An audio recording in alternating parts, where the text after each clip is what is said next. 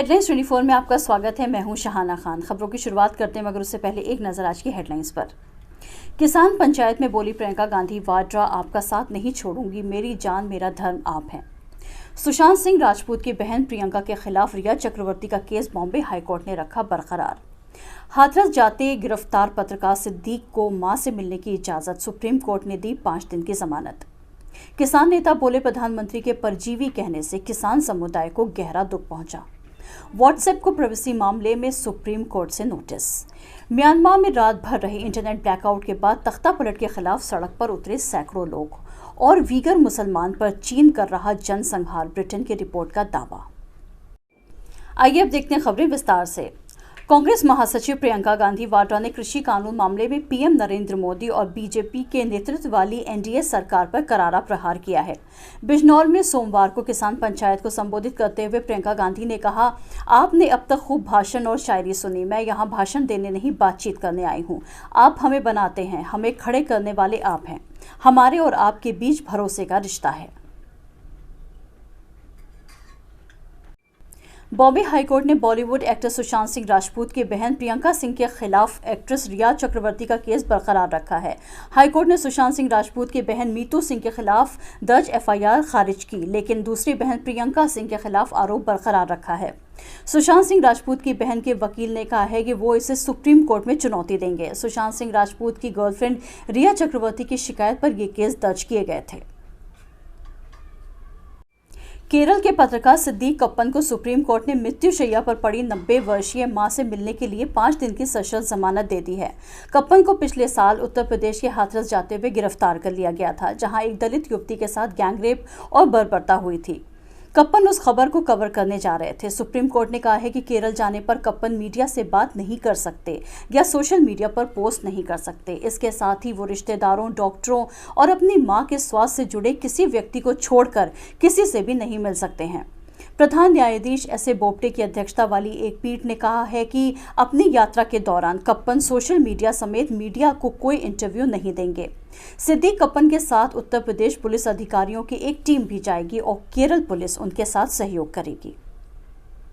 केंद्र के नए कृषि कानूनों का विरोध कर रहे किसान संगठनों के नेताओं ने शनिवार को कहा कि प्रधानमंत्री नरेंद्र मोदी द्वारा किसानों को परजीवी कहे जाने से किसान समुदाय को बहुत गहरा दुख पहुंचा है। किसान नेताओं ने समुदाय का आह्वान किया और कहा कि वो कूटनीतिक गाली गलौज या जवाब कूटनीतिक दंड के जरिए सरकार को खारिज करके दें। दिल्ली उत्तर प्रदेश की सीमा पर स्थित गाजीपुर के संवाददाताओं से बातचीत में किसान नेताओं दर्शनपाल, बलबीर सिंह राजेवाल, गुरनाल सिंह चंडूनी और राकेश टिकैत ने ये बात कही।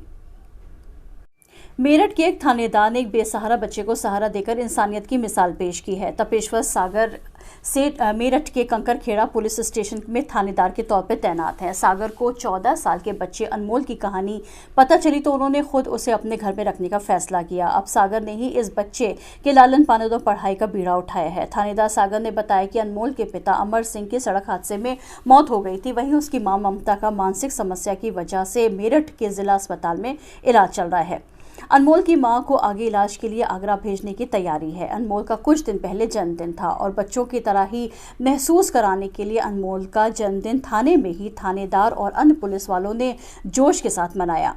अनमोल फिलहाल ऑनलाइन पढ़ाई कर रहा है और उसका जल्दी मेरठ के किसी अच्छे स्कूल में एडमिशन करा दिया जाएगा। सुप्रीम कोर्ट ने व्हाट्सएप की प्राइवेसी पॉलिसी में पिछले महीने किए गए बदलाव को चुनौती देने वाली याचिका पर सुनवाई करते हुए कंपनी को नोटिस भेज उनसे जवाब मांगा है।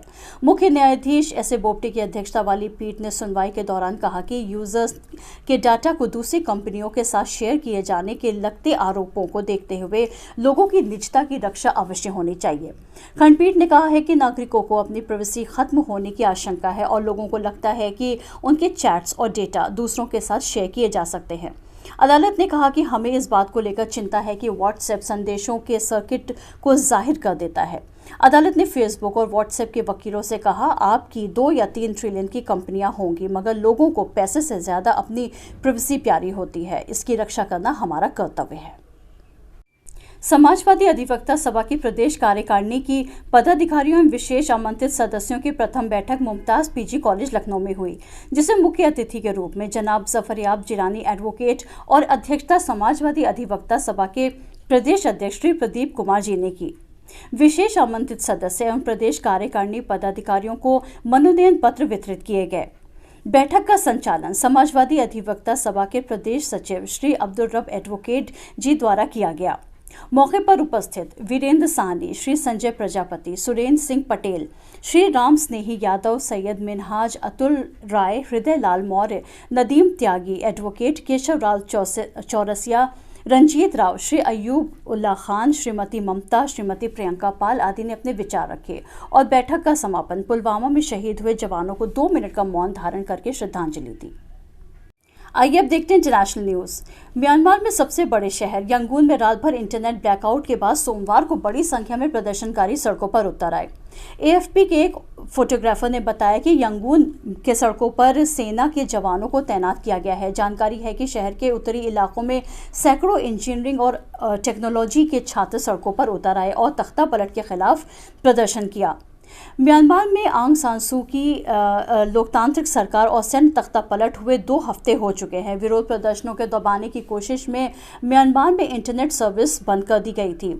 इसके पहले देश के उत्तरी इलाकों में प्रदर्शनकारियों को छितराने के लिए सुरक्षा बलों ने फायरिंग की थी।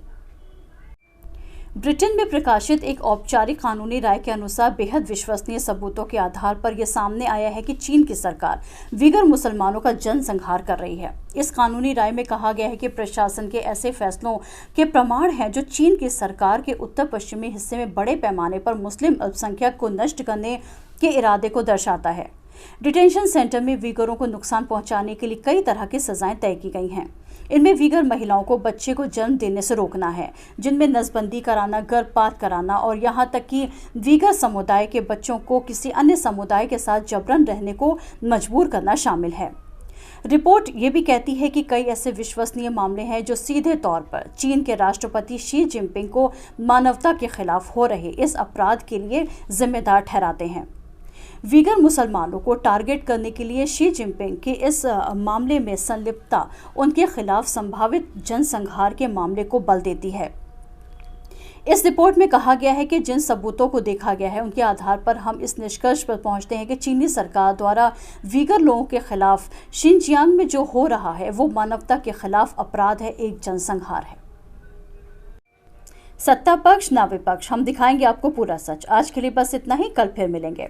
ताज़ा तरीन खबरों को देखने के लिए चैनल को लाइक करें, सब्सक्राइब करें, शेयर करें और कमेंट्स बॉक्स में जाकर आप हमें कमेंट्स भी कर सकते हैं। देखते रहिए हेडलाइंस 24।